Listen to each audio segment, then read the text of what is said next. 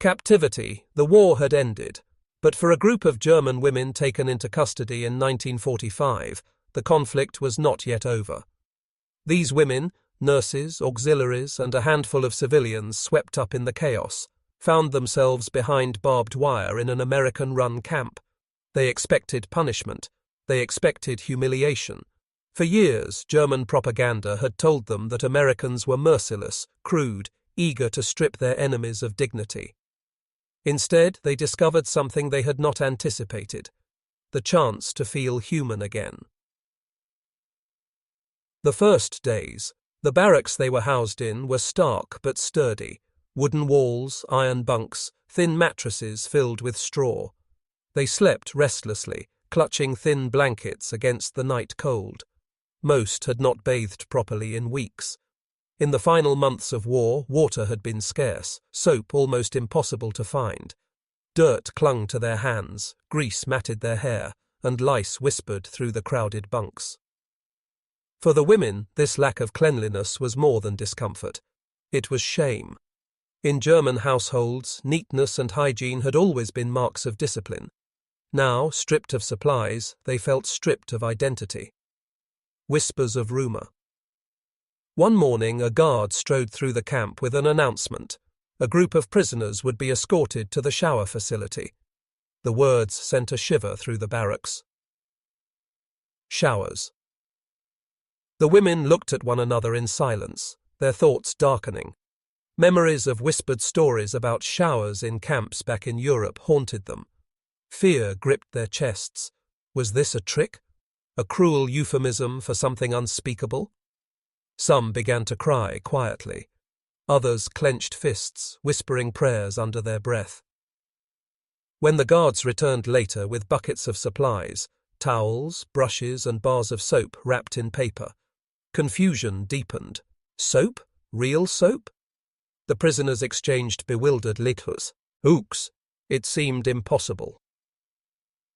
The walk. They were lined up, a dozen women at first, and marched across the yard. Every step felt heavy. The American guards walked casually, rifles slung on their shoulders, chatting among themselves. The women, however, walked in tense silence, eyes darting to every corner, waiting for betrayal. As they approached a long wooden building with smoke rising faintly from its chimneys, the smell hit them: steam, clean water, a faint trace of soap. The guards gestured toward the door. One spoke in rough German. Inside, showers. The revelation. Inside, the women froze. Rows of showerheads gleamed against tiled walls. Benches lined the sides, hooks held clean towels. On a table lay neatly stacked bars of soap, pale, firm, and fragrant. Real soap. The guards motioned again. You can wash? You have 15 minutes. At first, no one moved. Then one woman, a nurse named Liesel, stepped forward. She reached for a bar of soap, held it in her trembling hands, and brought it to her nose. The scent was unmistakable. Strong, sharp, clean. She looked back at her comrades, eyes wide. Es ist echt, she whispered. It's real. One by one, the others stepped forward. Shoes clattered to the floor, clothes were shed, and soon the sound of rushing water filled the room. When the first spray of hot water struck their skin, a collective gasp echoed. Months of grime began to loosen instantly. Steam rose, carrying away the stench of sweat and filth. Some women cried openly, tears mingling with water as they scrubbed their faces. The soap lathered thickly, rich and creamy, sliding through hair and across shoulders. For the first time in what felt like forever, they felt clean. It was more than physical. It was emotional release, shame rinsing away, dignity returning in waves of heat and foam. Laughter broke out, shaky at first, then stronger. They marveled at their own reflections in the fogged mirrors, touching smooth skin as if rediscovering themselves. Shock and silence. When the guards returned 15 minutes later, they found not frightened prisoners, but transformed women. Their hair clung wet to their faces, their cheeks were flushed from heat, their eyes bright. They clutched towels tightly, but their posture had changed. One whispered to another, "I feel human again." For the Americans, it was routine. For the German women, it was staggering. They had expected cruelty. Instead, they had been given soap and hot showers. The barracks that night. Back in the barracks, the women could not stop whispering. Some still shook with disbelief. Others smiled faintly, touching their clean hair as if afraid the sensation would vanish. One young prisoner, barely 19, wrote secretly in her diary that night, "Today the enemy gave me soap. They gave me hot water. They did not strip me of dignity, but gave it back. I will remember this day long after the war fades." This was only the beginning. For what started as a single shower would become a routine that changed how these women saw their captors and themselves. The morning after. The following morning, something in the barracks felt different. The air was fresher, the atmosphere lighter. The women who had bathed the day before moved with a new kind of energy, as if the weight of filth and despair had been lifted from their shoulders. They tied their damp hair neatly, folded their blankets straighter, and even hummed songs they hadn't sung in months. For those who hadn't been chosen yet, anticipation mixed with doubt. Could it really be true? Was it possible the Americans intended to give every prisoner this luxury? Or had yesterday been a cruel trick reserved only for a chosen few? Rumours swirled. Some said the soap was rationed and the showers would never come again. Others whispered that perhaps the guards wanted to soften them before interrogations. But when the guards appeared at mid-morning with another bundle of towels and another box of soap, the truth became undeniable. Fear turns to curiosity. The second group of women was marched toward the shower building. This time, though nerves still fluttered, the dread was weaker. They had seen their comrades return smiling, cheeks pink, smelling faintly of lavender soap. The line moved quicker. Inside, the steam welcomed them, the benches gleamed, and the water sprayed hot and steady. One prisoner, Anna Keller, a mother of two captured while serving as a cook near the front, clutched the soap as if it were treasure. Tears streamed as she scrubbed her arms, whispering to herself, "For my children, for them, I must survive this." For Anna, the hot shower wasn't just relief. It was a reminder she was still alive, still capable of feeling warmth, still capable of being clean enough to hold her children again someday. The women began to laugh more freely. One slipped on the wet floor and, instead of cursing, burst into giggles that spread through the room. Others began to sing, voices rising above the hissing water. German folk songs echoed against the tiles, soft at first, then bold, until the building vibrated with music. Outside, the American guards exchanged puzzled looks. One shrugged. "Guess they're enjoying themselves." Another guard smirked. "Hot water'll do that to anyone." They didn't realize that inside, those songs were more than tunes. They were lifelines, reminders that even in captivity, the women were still themselves. Soap as treasure. Back in the barracks, the women clutched the leftover slivers of soap like jewels. They wrapped them carefully in cloth, hid them under mattresses, or tucked them inside boots. Soap had been so scarce in wartime Germany that some hadn't seen a proper bar in years.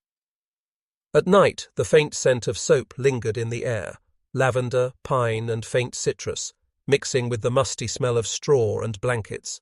It was enough to make the camp feel less like a cage and more like a place of survival. Shifts in perception. The guards noticed the change. Women who had once avoided eye contact now nodded politely. Some even said thank you in hesitant English. One guard, Sergeant Miller, later wrote in a letter home, "They lined up for the showers today like children waiting for candy. When they came back, they were smiling. These women fought on the other side just months ago, but all it took was soap and hot water to remind them they're human. Makes you wonder what this whole war was for." His words echoed a sentiment growing in many soldiers' hearts. The war had turned enemies into shadows, but captivity was turning shadows back into people. Memories stirred. For the German women, the showers awakened memories long buried under smoke and rubble. Liesel, the nurse who had first tested the soap, remembered Sundays in her mother's kitchen when she would bathe before church, hair braided fresh, clothes smelling clean. Anna thought of her children splashing in a basin back home, giggling as she scrubbed their hair. Others recalled fiancés, husbands, parents, all connected to the ritual of cleanliness that had been ripped away during years of scarcity. The hot water carried those memories back, and with them a fragile sense of hope. A conversation across fences. One afternoon, after the second round of showers, a group of women sat near the barbed wire fence, drying their hair in the sunlight. On the other side, American guards leaned casually on rifles. One of the women, bold enough to try her English, called out, "Why? Why soap?" The guard, caught off guard, shrugged. "Because you needed it." Another guard added, "You're prisoners, not animals."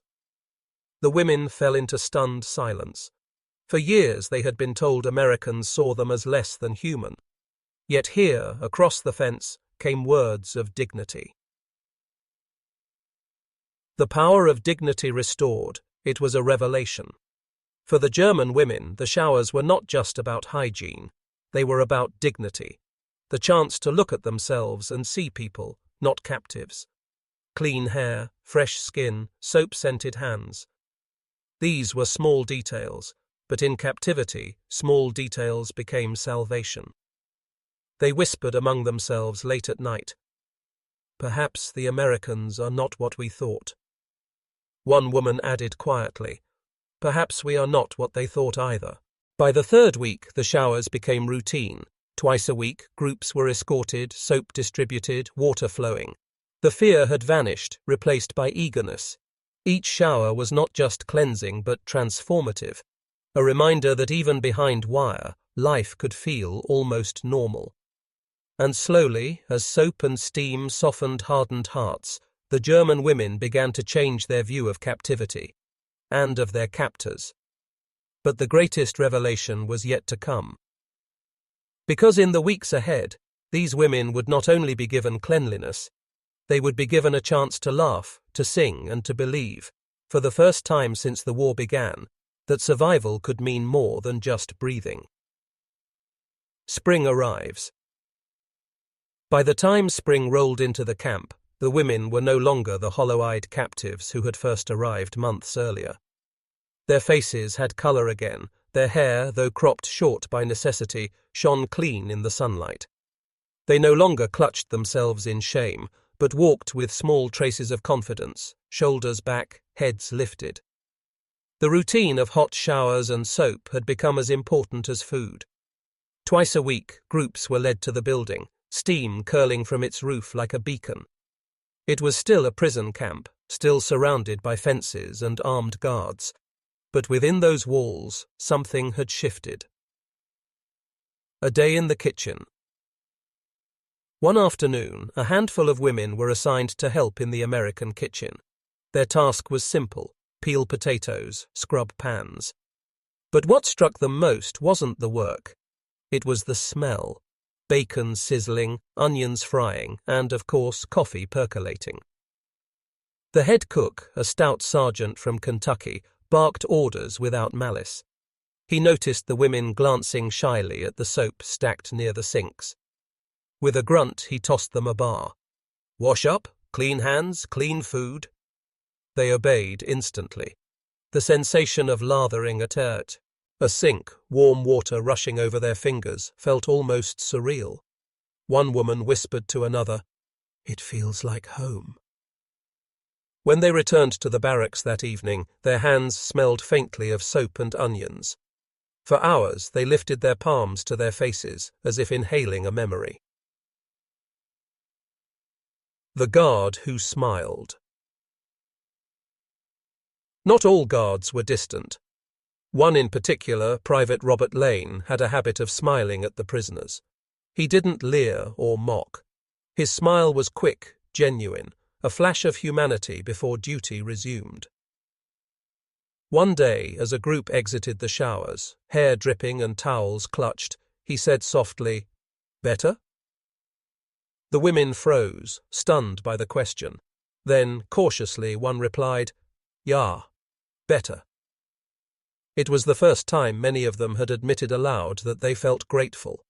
That moment lingered, small but undeniable, proof that even enemies could exchange understanding in 3 simple words. Letters that survived.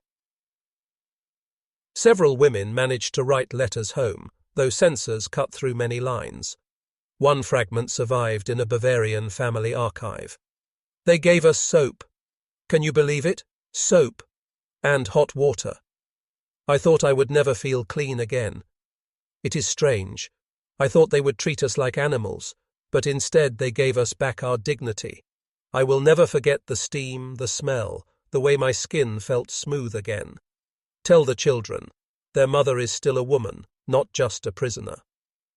For her descendants, that letter became a treasured artifact, proof that humanity had survived in places least expected. Singing in the showers, one memorable day, the women's voices rose higher than ever. They sang Lili Marleen, the haunting wartime ballad that had drifted across battlefields in both German and Allied camps. The song echoed off the tiled walls, filling the air with melancholy and beauty. American guards outside recognized the tune. One leaned over to Anna. "You hear that? Same song our boys listened to overseas." For a moment, the camp's boundaries blurred. Music, like soap and water, transcended uniforms. The song tied enemies together in ways battles never could. The weight of memory, even as conditions improved, the women knew they were still captives. Letters were censored, freedoms limited, futures uncertain. Yet they clung to the showers, the soap, the fleeting dignity restored in steam and scent. Years later, survivors would say the memory of those hot showers outlasted much of the war's horror. Not because it erased the pain, but because it stood as proof that kindness existed, even when they least deserved or expected it. Reflections of an American officer, Major Anderson, the camp's commandant, once explained his reasoning to a visiting Red Cross delegate. "They came here filthy, ashamed, stripped of self. If you want peace after a war, you don't grind people down further. You give them back enough dignity to remember they're human. Soap and water cost little, but to them it's the world." The delegate noted his words, later quoting them in a quiet report. That line, "soap and water cost little," became a saying repeated by soldiers long after the camp closed. After the war, when repatriation finally came, the women boarded trains and ships back to a Germany in ruins. Cities lay in rubble, families scattered, futures uncertain. But in their memories, one strange, vivid image remained. Steam rising in an American camp, soap in their hands, the rush of hot water on tired skin. Some spoke of it to their children, not as a story of defeat, but as a story of survival. They told of how the enemy, instead of cruelty, had given them showers. One daughter later recalled, "My mother said she knew the war was truly over the day she stepped under an American shower. That was when she believed life could begin again." History books will assert, always tell of generals and battles, of treaties and dates. But hidden in the folds of war are stories like this, moments of mercy, moments where enemies discovered each other's humanity. For the German women POWs, soap and hot showers became more than hygiene. They were proof that dignity could be restored even in captivity. Proof that the war had not stripped the world entirely of compassion. And for the Americans, it was a reminder that victory wasn't only about crushing an enemy. It was about deciding what kind of world would rise from the ashes. A bar of soap, a shower of steam, a moment of kindness. That was enough to remind broken souls that they were still human,